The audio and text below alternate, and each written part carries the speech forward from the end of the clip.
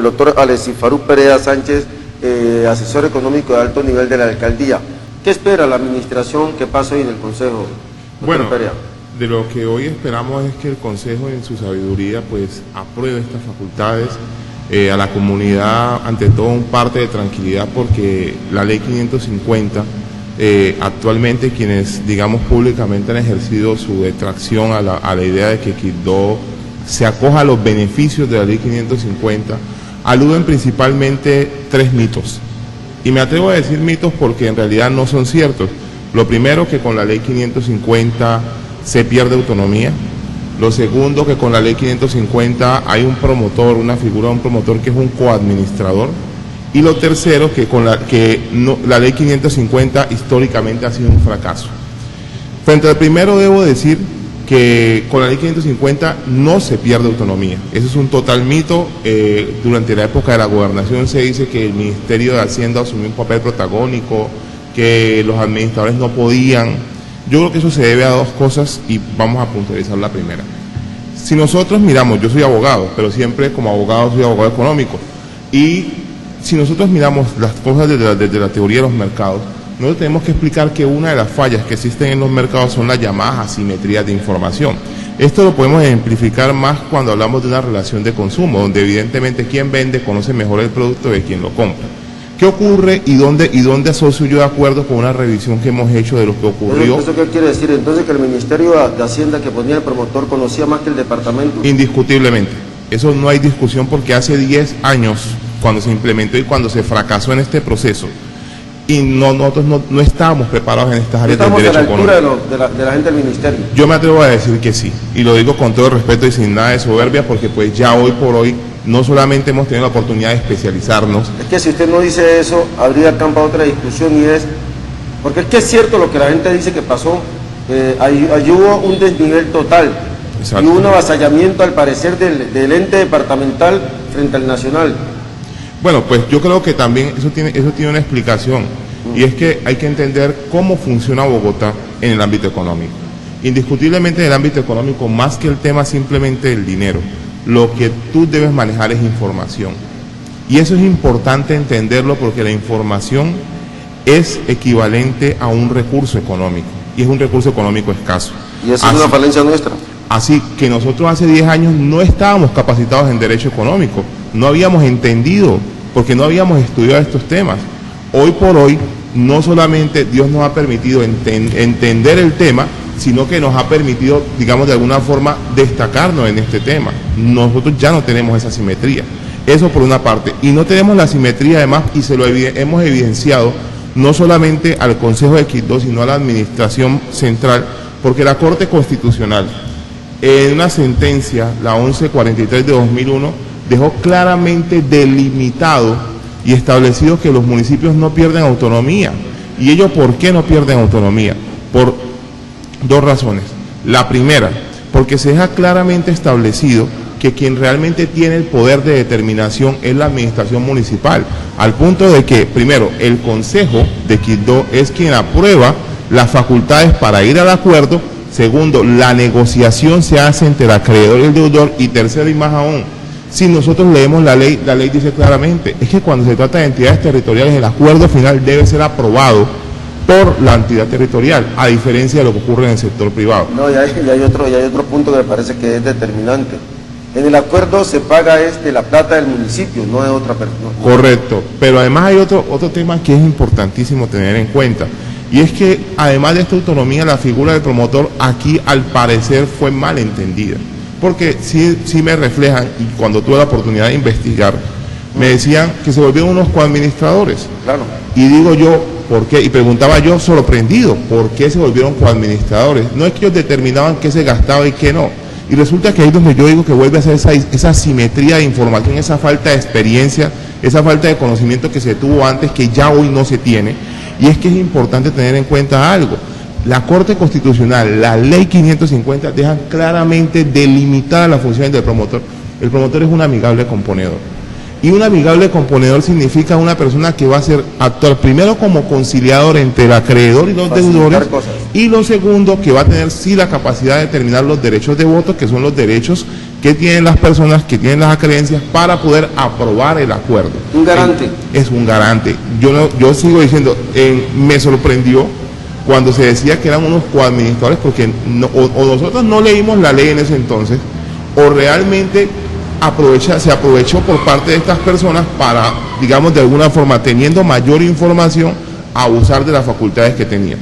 Y lo último y más importante, mira que cuando se habla de la ley 550, el mito es, eso no ha funcionado en ninguna parte, eso ha sido un fracaso. Había Edward Bowen, un famoso economista de la Universidad de Chicago, decía que en Dios confío, los demás tráigame los datos. Y nos dimos a la tarea, desde que hablamos por primera vez con el profesor Isaías Chalá, de determinar y de investigar sobre cómo era el estado del arte en materia de implementación de la ley 550. Por supuesto, el Ministerio de Hacienda, a 25 de diciembre de 2015, emite un estudio económico que nos dice claramente, del 100% de entidades que se han iniciado un proceso de reestructuración de pasivos de la ley 550, el 83% son casos exitosos. Actualmente un 9% de ese 100% son acuerdos que están en ejecución. Los acuerdos que están en proceso de negociación son un 4%, y los acuerdos que han fracasado en Colombia, un total de 118 acuerdos, están alrededor del 3%.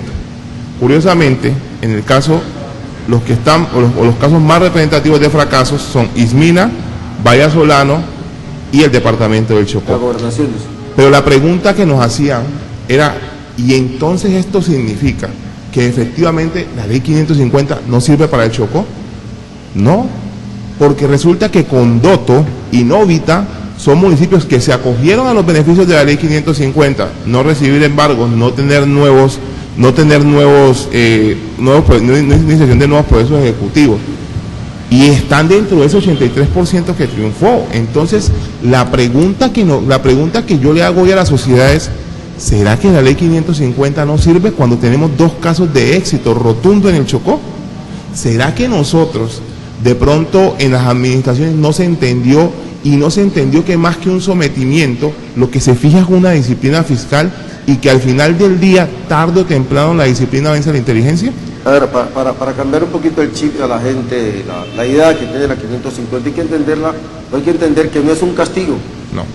Que no es un castigo, es una oportunidad. Mira, a mí me parece valiosa una palabra que tú dijiste ahora, cuando dijiste que Quibdó está en una crisis económica. Y es cierto, a mí me parece, pero no es un estado malo.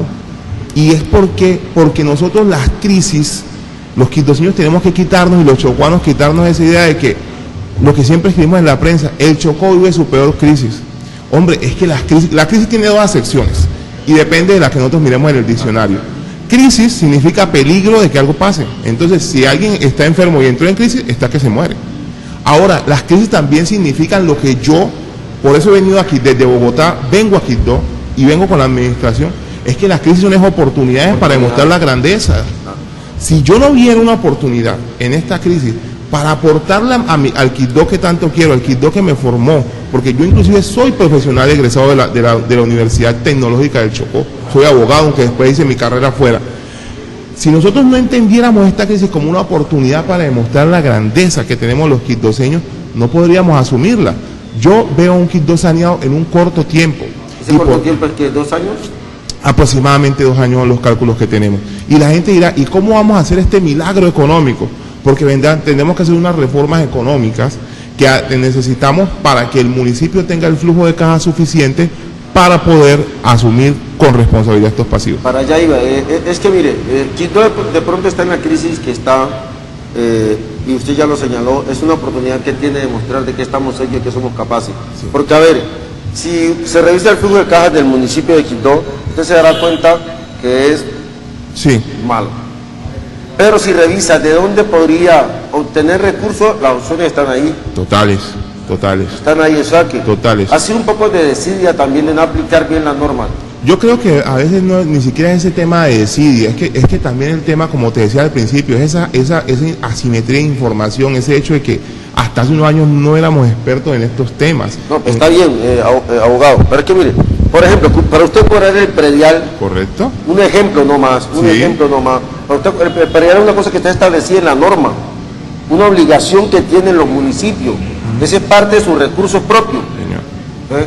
Ahí usted no necesita la simetría, ¿cuál es? Lea la norma. Correcto. ¿Ves? Hay casos que no tienen que ir más allá de aplicar la norma. Claro.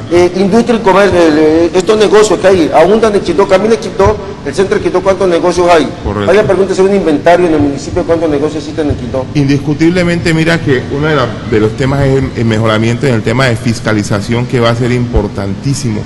Ahora, la necesidad de que nosotros en esta reforma económica asumamos posturas no solo como administración, sino como contribuyentes, porque yo siempre digo algo. Uno, el tema tributario se puede entender desde dos formas. Primero, como una relación de fuerza, como hablan los libros de derechos, porque el tributo es obligatorio. O segundo, como lo entendemos quienes nos gusta el análisis económico del derecho, que es decir, el tributo es una relación de consumo. Y eso lo digo ¿por qué? Porque curiosamente en las partes donde más se cobra impuestos es donde más la gente tributa. Y esto se debe una relación clara, porque la gente ve resultados. Y le colocaba el ejemplo de Bogotá. Bogotá tiene un índice de tributación altísimo. En Bogotá pagamos contribución por valorización. Sostiene el país prácticamente. Y Bogotá, sin embargo, es la ciudad que sostiene al país con una tributación impresionante. Ahora, ¿qué pasa?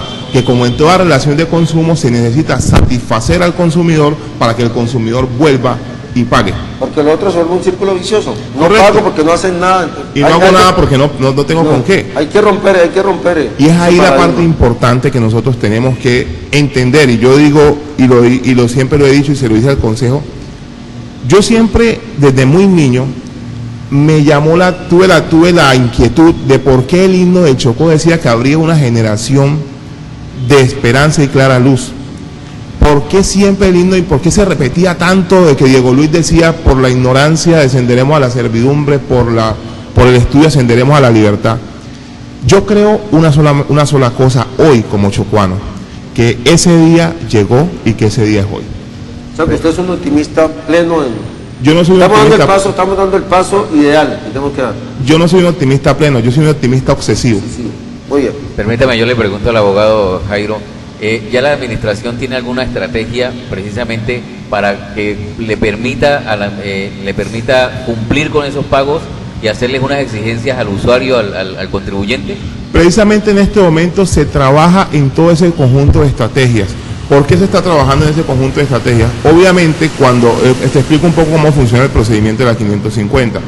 El alcalde llega el 1 de enero, encuentra una situación que es bastante delicada y que hay que dársela a conocer a la ciudadanía, que es que Quibdó está sancionado por el Ministerio de Hacienda como consecuencia de no haber pagado un crédito fiscal que se suscribe hace aproximadamente 20 años, y en consecuencia, a pesar de que el alcalde está haciendo unas gestiones importantísimas que se le van a dar a conocer miles de millones que ya ha logrado gestionar el alcalde para Quibdó, tenemos un problema, que dada esa sanción, el alcalde de Quibdó, el municipio de Quibdó, no puede recibir de la nación los recursos derivados de esos proyectos. En consecuencia, el alcalde puede ser muy buen gestor, pero no va a tener cómo darle a los quibdoseños o materializarle a los quibdoseños esa buena gestión que está haciendo. Como consecuencia de ello, resulta que nos encontramos en un escenario en donde, primero, no había la suficiente caja, o no hay la suficiente caja para pagar de una vez ese crédito y levantar esa sanción, pero tampoco podemos dejar de echarnos a la pena y dejar de gestionar. En ese sentido, establecimos una estrategia. ¿Y cuál fue la estrategia? Acudimos al Ministerio de Hacienda, propusimos inicialmente hacer un programa de sustitución de acreedores. ¿Esto cómo lo íbamos a lograr? Existen unos fondos internacionales que son fondos de inversión, los cuales son especializados en comprar carteras malas. Y nosotros pensamos en algún momento y le propusimos al Ministerio de Hacienda, dijimos, dado el conocimiento que ya tenemos de los mercados bursátiles, nosotros podemos emitir unos bonos de deuda con la calificación del ministerio, y nosotros íbamos hasta los Estados Unidos, en la ciudad de Pensilvania específicamente, donde podíamos conseguir un fondo de inversión de esos que han hecho inversiones, comprado bonos de Haití, bonos de municipios en Malawi, bonos que ustedes ni se imaginan. ¿Antecedentes de Colombia? Sí, que son bonos desde economías que no llegan ni siquiera a la calidad de economías emergentes, sino economías realmente subsumidas. Ahora, ¿hay antecedentes de Colombia, algún ente territorial que haya acudido a esa figura? Claro, por supuesto, tenemos el municipio de Medellín, Cali recientemente lo intentó, hace poco Armenia, ciudades que están al nivel de nosotros como Ibagué, que son ciudades que están en estas mismas condiciones, en unas condiciones, digamos, de población, que lo han intentado y que han hecho este antecedente, y esta figura ha funcionado, porque los municipios cambian deuda de corto plazo, que tiene un interés promedio anual del 25% efectivo anual, por deuda de largo plazo, deuda a 10 años, pero que paga un interés del 8%. Eso significa casi un 17% de intereses. Cuando estás hablando de miles de millones, es mucho dinero. Y entonces, basado en eso, nosotros tuvimos la oportunidad de hablar con el ministerio reconoció que esa posibilidad sí existía, pero también dijo algo, y que fue nuestra estrategia. Nos dijo, hombre, reconocemos que esto existe, reconocemos que es real, reconocemos que se conoce de hecho dónde están los inversores, que eso de por sí ya en el municipio, en el ministerio, generó una perspectiva diferente, porque se vio que los chocuanos en 10 años evolucionamos y ya entendemos de estos mercados financieros y los vemos normal porque hemos participado en ellos. Y el ministerio nos dice, perfecto, pero tenemos un problema. ¿Y cuál era el problema? Que efectivamente existe un riesgo, que es que el Estado colombiano no controla esos fondos son directamente controlados por el Estado americano. Entonces existió una especie, diría yo, como del temor a con qué fondo me van a llegar, etcétera, etcétera. De hecho se dijo, es que existen algunos fondos en otras partes del mundo que inclusive están permeados por el Estado Islámico, y el Estado colombiano no podría correr el riesgo de pronto terminar en un fondo y de chocar con los gringos. Exacto, y de terminar en este problema. Bueno, y como consecuencia de ello, pues nuestra propuesta de segundo mejor fue: acojámonos a la ley 550, pero con varias perspectivas que de entrada se le planteaba al ministerio. La primera, la figura de la autonomía. Entender que el municipio de Quibdó habrá de acogerse a los beneficios de la ley 550 y no someterse, como se hizo en el pasado, a la 550. Cuando yo me acojo a algo, lo hago bajo mis condiciones. Cuando yo me someto a algo, lo hago bajo las condiciones de otro. Y es importante que entendamos la diferencia que existe en esto.